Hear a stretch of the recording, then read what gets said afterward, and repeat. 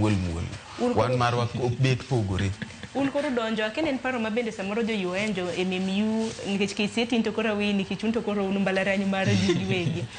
be paro ma jopuonjre ma skundu be nitiere godo UN gi MMU achako di Eriksen gisani mane paro mantie and even warito mna memono mdugo makonya wuok to by Monday ma to koro wacho ni mar maside muliro jo UN mar UN bentie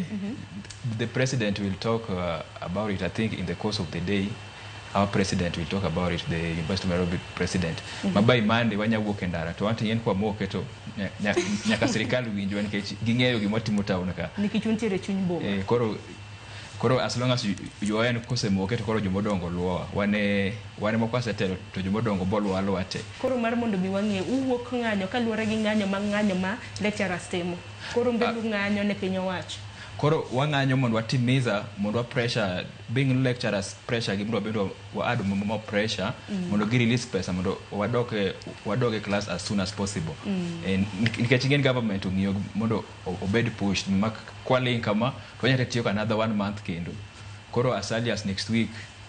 wanya chako ringo kod gendara matin lakini je MMU kun bedo pango dhi ng'anyo kosa poka winjo mar